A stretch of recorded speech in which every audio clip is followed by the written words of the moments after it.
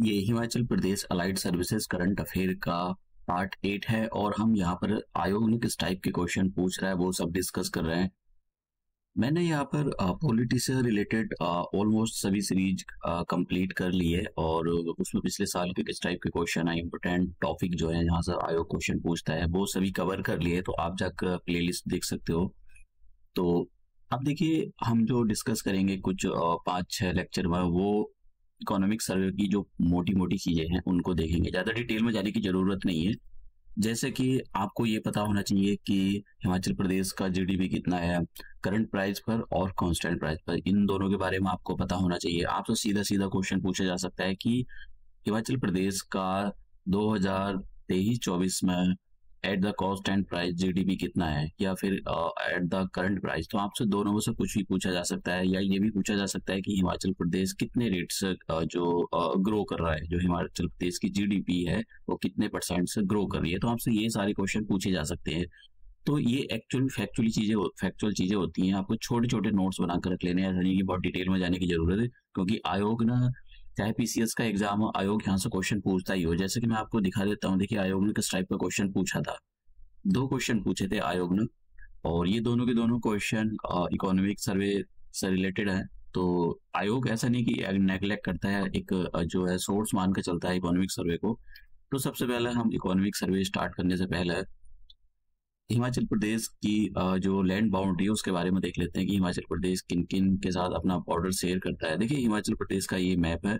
तो अगर आप ईस्ट में देखो तो ईस्ट के अंदर चाइना है, और अगर आप ऊपर देखो ये नॉर्थ में लद्दाख आ गया, और इधर जम्मू कश्मीर।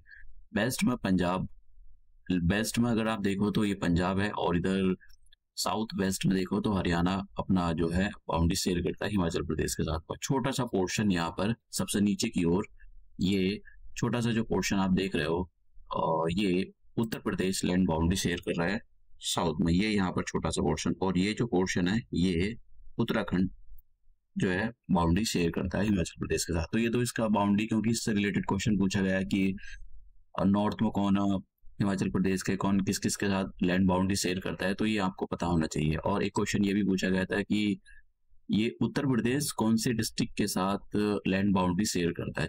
छोटा सा पोर्शन ही और सिरमौर डिस्ट्रिक्ट के साथ ये शेयर करता है। बात करते हैं जीडीपी के बारे में। देखिए जीडीपी होता क्या है। जीडीपी एक्चुअली किसी एक जमीन के टुकड़े के अंदर एक कोई पर्टिकुलर एरिया होना चाहिए और एक साल होना चाहिए, और इसके अंदर आपने कितना फिनिश गुड्स और सर्विसेज प्रोड्यूस किया और उनकी फाइनल वैल्यू। तो इन दोनों को जोड़ दीजिए, जितना भी आएगा वो उसका जीडीपी कहलाएगा। तो यही होता है, आप सिंपल से शब्दों में समझ सकते हो। एक साल के अंदर किसी भी स्टेट की इनकम, अब ये जो इनकम है ना 2 टाइप से निकाली जाती है। एक तो निकाली जाती है कांस्टेंट प्राइस पर। तो हिमाचल प्रदेश की इनकम कांस्टेंट प्राइस पर 2,07,430 करोड़ है। और एट द कांस्टेंट प्राइस, देखिए कांस्टेंट प्राइस का क्या होता है कि जब हम कभी भी करंट प्राइस पर जीडीपी कैलकुलेट करते हैं तो उसके अंदर इन्फ्लेशन आ जाता है, इन्फ्लेशन कैलकुलेट हो जाता है। इसलिए हम कुछ साल पहले कोई बेस ईयर ले लेते हैं, कि जैसे अभी जो कैलकुलेट किया जाता है वो 2011-12 को बेस ईयर लिया जाता है। ठीक है, तो बेस ईयर को भी क्वेश्चन आयोग ने पूछा था कि जो बेस ईयर है, बेस ईयर किसको कैलकुलेट किया जाता है। तो बेस ईयर 2011 हो रहा, 2004-5 भी ऑप्शन दे रखा था, तो वो ऑप्शन गलत था। तो 2011-12 ऑप्शन सही है। तो हिमाचल प्रदेश का जो बेस ईयर पर जीडीपी कैलकुलेट किया जाता है वो है 1,42,800 करोड़। तो इसके बारे इन 2 आंकड़ों के बारे में आपको पता होना चाहिए। जब भी आप क्वेश्चन अगर आता है इस टाइप का क्वेश्चन, तो पहले आपको पढ़ लेना है कि वो किस पर पूछ रहा है, कांस्टेंट प्राइस पर पूछ रहा है या फिर करंट प्राइस पर पूछ रहा है। उसके बाद देखिए मैंने यहाँ पर एक ये भी दे दिया है, इसका जो टेबल दे दिया है। तो ये जो मैंने जो सर्कल किया है ये कांस्टेंट, ये जो करंट प्राइस पर है, और ये 1,42,800 ये जो दे रखा है ये आपका जो कांस्टेंट प्राइस होता है। ठीक है, जिसको फिक्स, इसमें इन्फ्लेशन इंक्लूड नहीं होता है। अब बात करते हैं ग्रोथ रेट की। देखिए हिमाचल प्रदेश की जो जीडीपी है 2 टाइप से ग्रो करेगी, एक तो कांस्टेंट प्राइस पर और एक करंट प्राइस पर। तो अगर हिमाचल प्रदेश की करंट प्राइस पर, ठीक है, करंट प्राइस पर ग्रोथ रेट के बारे में बात करें तो वो 8.2% से ग्रो कर रही है जीडीपी। और अगर कांस्टेंट प्राइस के बारे में बात करें तो वो 7.1% के रेट से ग्रो कर रही है जीडीपी हिमाचल प्रदेश की। तो कितने परसेंट से ग्रो कर रही है, तो आपसे क्वेश्चन पूछे जा सकते हैं। तो देखिए एक तो आपको ये वाला आंकड़ा पता होना चाहिए, ये पता होना चाहिए, ये पता होना चाहिए, और इसके अंदर ये वाला आंकड़ा पता होना चाहिए, एक ये और ये। ठीक है, और बेस ईयर आपको पता होना चाहिए कि बेस ईयर अब किसको लेकर कैलकुलेट किया जाता है। और यहाँ पर इसके बारे में तो आपको पता होना चाहिए। ये स्लाइड तो बहुत ज्यादा इंपॉर्टेंट है, इसमें से किसी से भी पूछा जा सकता है कि बेस्ट में हिमाचल प्रदेश के कौन लैंड बाउंड्री शेयर करता है, तो इस टाइप के क्वेश्चन आपसे पूछे जा सकते हैं। अब बात कर लेते हैं हम यहाँ पर हाँ, एक और चीज जो हमारा छूट गया है, पर कैपिटा इनकम के बारे में बात करते हैं। पर कैपिटा इनकम क्या होती है? देखिए, पर कैपिटा इनकम ये होती है कि मान लो हिमाचल प्रदेश का टोटल इनकम मान लेते हैं हम 100 करोड़ है, और वहां पर लोग जितने भी रहते हो, हम ये एज्यूम कर लेते हैं कि वहां पर 10 लोग रहते हैं। तो अगर आप जो है इसको डिवाइड कर दो 10 से, तो इसका पर कैपिटा इनकम आ जाता है। ये मैंने एक ऐसी हाइपोथेटिकल एग्जांपल लिया है, एग्जैक्टली एग्जांपल नहीं था, बस समझाने के लिए था। तो हिमाचल प्रदेश की जो नेट जीडीपी है, उसको आप उस हिमाचल प्रदेश के अंदर कितनी पॉपुलेशन उससे डिवाइड कर दो, तो आपका पर कैपिटा इनकम निकल जाएगा।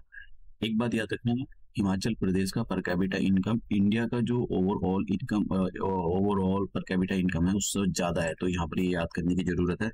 तो देखिए, क्वेश्चन इससे भी पूछा गया था, वो अलग बात है कि पीसीएस के अंदर पूछा गया। तो ये जो आप देख रहे हो, ये हिमाचल प्रदेश का पर कैपिटा है। पर कैपिटा का मतलब एक पर्सन की कितनी कैपिटा इनकम है, और ये जो है इंडिया का है। तो देखिए, इंडिया का पर कैपिटा जो पर कैपिटा इनकम है वो इतना नहीं है, याद रखना, करंट प्राइस पर निकाला जाता है। तो वैसे इतनी याद करने की जरूरत नहीं है, आपको सीधा क्वेश्चन स्टेटमेंट में ये भी पूछा जाता है, या 2-3 स्टेटमेंट दे देगा, उसमें एक स्टेटमेंट ये भी हो सकता है कि क्या इंडिया का करंट जो पर कैपिटा इनकम है वो हिमाचल प्रदेश से ज्यादा है, कम है, या हिमाचल प्रदेश का इंडिया से ज्यादा है या कम है। तो इस टाइप के स्टेटमेंट दिए जाते हैं। अब ये सेक्टर होते हैं प्राइमरी सेक्टर। देखिए, इकोनॉमी के 3 सेक्टर होते हैं, प्राइमरी सेक्टर, सेकेंडरी सेक्टर और टर्शियरी सेक्टर। प्राइमरी सेक्टर जो होता है, प्राइमरी सेक्टर में रॉ मटेरियल को प्रोड्यूस किया जाता है। ठीक है, रॉ मटेरियल निकलता है, जैसे एग्रीकल्चर से अपना कोई भी, जैसे शुगर होती है, तो शुगर कैसे बनती है? शुगर केन से। तो केन क्या है? रॉ मटेरियल है, और उसको बनाने के लिए बड़ी बड़ी जो इंडस्ट्री की जरूरत पड़ती है, बड़ी बड़ी मशीनों की जरूरत पड़ती है। तो मैन्युफैक्चरिंग सेक्टर दूसरा वाला आता है, secondary sector, manufacturing sector. Tertiary sector होता है सर्विस सेक्टर, जैसे बैंक हो गया, जो सर्विस देते हैं, जो प्राइमरी सेक्टर और सेकेंडरी सेक्टर को सर्विस देते हैं, वो टर्शियरी सेक्टर के अंदर आता है। तो ये तीन जो है सेक्टर होते हैं। याद रखना, हिमाचल प्रदेश के अंदर प्राइमरी सेक्टर बहुत ज्यादा इंपॉर्टेंट है, क्योंकि ये हिमाचल प्रदेश का जो वर्क फोर्स है उसमें बहुत ज्यादा पार्टिसिपेट करता है, मतलब सबसे ज्यादा एम्प्लॉयमेंट यही जनरेट करके दे रहा है। तो हिमाचल प्रदेश में ये बहुत इंपॉर्टेंट रोल प्ले करता है। जैसे कि इसके यहाँ पर हिमाचल प्रदेश के लिए बता रहा हूँ, प्राइमरी सेक्टर के 2 कंपोनेंट है, एग्रीकल्चर एंड अलाइड सर्विसेज। तो एग्रीकल्चर और अलाइड सर्विसेज एंड माइनिंग दोनों को जोड़ दिया जाए, तो हिमाचल प्रदेश के जो एम्प्लॉयमेंट है उसमें 58.7% पार्टिसिपेट तो केवल प्राइमरी सेक्टर ही कंट्रीब्यूट कर रहा है, जो वहाँ का वर्क फोर्स है। मतलब कहने का मतलब, लोगों को रोजगार देने में प्राइमरी सेक्टर का बहुत बड़ा रोल है। ठीक है, अब देखिए इसमें भी एग्रीकल्चर और अलाइड सर्विसेज ये बहुत है, 58.3%, मतलब इतना कंट्रीब्यूट कर रहा है। देखिए, आपको अगर इंडिया के बारे में नहीं पता है तो आप इसको नेगलेक्ट कर सकते हो, ये स्लाइड भी नेगलेक्ट कर सकते हो, ये भी थोड़ी नेगलेक्ट कर सकते हो, लेकिन इसको नेगलेक्ट मत करना, इससे क्वेश्चन पूछे जा सकते हैं आपके सीधे डायरेक्टली, कितना ये एग्रीकल्चर और कितने परसेंट कंट्रीब्यूट करता है हिमाचल प्रदेश का जो वर्क फोर्स है, उससे रिलेटेड क्वेश्चन पूछे जा सकते हैं। अब दूसरा बात करें, ये जो सेकेंडरी सेक्टर होता है, तो सेकेंडरी सेक्टर के ये कंपोनेंट दे रखे हैं यहाँ पर, मैन्युफैक्चरिंग सेक्टर हो गया, और gas, water supply and other utility services, constructions. ये तो इस टाइप में ये कितने कंट्रीब्यूट करता है हिमाचल प्रदेश की जो वर्कफोर्स है उसमें 16.94, मतलब अप्रोक्सीमेट 17%, क्योंकि हिमाचल प्रदेश का जो टूरिज्म सेक्टर है वो काफी मजबूत है। तो मतलब ये जो जितनी यूटिलिटी सर्विस होती है, वाटर, गैस सप्लाई, ये काफी कंट्रीब्यूट करेंगी। मैन्युफैक्चरिंग सेक्टर जो लोकल लेवल पर होती है वो काफी, मतलब इसके अंदर मैं पढ़ रहा था इकोनॉमिक सर्वे, ये काफी कंट्रीब्यूट करता है। बात करते हैं हिमाचल प्रदेश के जो टर्शियरी सेक्टर है। टर्शियरी सेक्टर में देखिए, ये टर्शियरी सेक्टर कितने परसेंट इसका कंट्रीब्यूशन है, 24%। वहाँ का जो वर्क फोर्स है उसका 24.35%, तो हिमाचल प्रदेश का जो टर्शियरी सेक्टर उससे ही आता है। तो इसमें क्वेश्चन पूछा जा सकता है कि सबसे ज्यादा जो वर्क फोर्स है, देखो इससे ये और ये काफी इंपॉर्टेंट है, ये वाला ये, लेकिन ये ज्यादा करके जाना, और अगर ये कम भी हो तो कोई दिक्कत नहीं है कि जीबीएम में किसका पार्टिसिपेशन हो, वो पूछा जा सकता है डायरेक्ट। तो आपसे ये भी पूछा जा सकता है, ये बताइए कि with respect to the workforce, मतलब एम्प्लॉयमेंट के रेस्पेक्ट से ये बताइए सबसे ज्यादा कंट्रीब्यूट कौन करता है? तो प्राइमरी सेक्टर कंट्रीब्यूट करता है, उसके बाद में टर्शियरी सेक्टर कंट्रीब्यूट करता है, और उसके बाद में आता है हमारे पास सेकेंडरी सेक्टर, जिसको मैन्युफैक्चरिंग सेक्टर भी बोलते हैं। क्योंकि देखो हिमाचल प्रदेश का टूरिज्म सेक्टर काफी अच्छा है, तो इसलिए वो टर्शरी सेक्टर काफी कंट्रीब्यूट करता है। तो याद रखना प्राइमरी सेक्टर सबसे ज्यादा कंट्रीब्यूट करता है। अब देखिए ये इस टाइप के क्वेश्चन पूछे गए थे आयोग के द्वारा कि what is the approximate contribution of the tourism sector to the state GDP. तो देखिए मैं मतलब ऐसे नहीं आपको सारे क्वेश्चन दिखाता हूँ कि इस टाइप के क्वेश्चन आयोग पूछता है पिछले सालों में, तभी मैं आपको ये इस टाइप के जो मतलब ये आपके लिए लाता हूँ। ऐसा नहीं है आपको मतलब मैं कुछ भी पढ़ा रहा हूँ या कुछ भी करा रहा हूँ, ये सारे के सारे एग्जाम से रिलेटेड है, इनसे क्वेश्चन पूछे ही जाते हैं। तो ये हम अपना जो लेक्चर है इसको यही समाप्त करते हैं, मिलते हैं अपने नए लेक्चर में।